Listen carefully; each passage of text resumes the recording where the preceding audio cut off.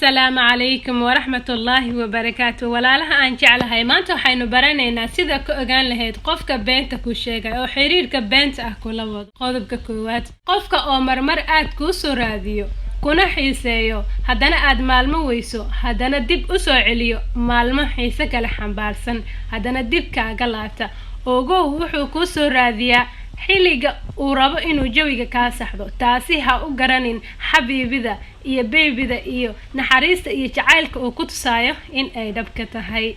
qodobka labaad, qofka oo xujo kaaga dhigo wax aadan sameyn karin. tusaale, wuxuu ku leeyahay waxaan rabaa inaan ogaado kalsoonidaada inta ay la eg tahay, waxaan ku ogaan karaa adigoo sawir ama fiidiyow qaawan ii soo dirto. haddaad samayn diidana ima jeclid oo kuma aaminayo ilaa aad iiga samayso arrintaas asagoo rabo inuu hadhowdii rakaato kaaga dhigo. mid ku darso, ma dhimanaysid markaad weydo qof aad jeceshahay, balse waxaad dhimanaysaa markaad weydo sharaftaada. qodobka saddexaad, waa qof mashquul badan, markasta aad wacdo wuu mashquulsan yahay, mashquulkiisa maba dhammaado, markuu ku soo wacana waqti kuma siinayo oo waa qof degdegsan.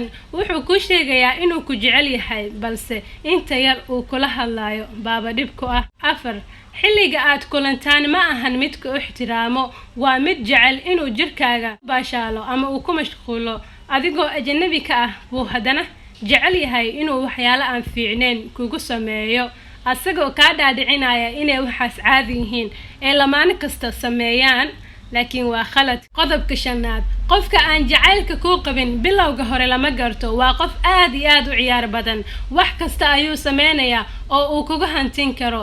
markuu gacanta kugu dhigana wax kasta ayuu kaa samaysanayaa, waxaad u noqonaysaa dameerkii rarka u siday. qodobka 6 ee qofka aanan ku jeclayn asagoo aanan kaa wareysanin xaaladaad ku sugan tahay, waxaad cuntay iyo waxaad cabtay iyo xaaladda familkaaga. qofka wuxuu qofka kale xog wareystaa marka uu jecel yahay ama se uu daneynayo. haddii uu xog wareysan danka ma lahan oo ma doonayo inuu kugu sii mashquulo, ma doonayo inuu waqtigiisa iskaga kaasii lumiyo.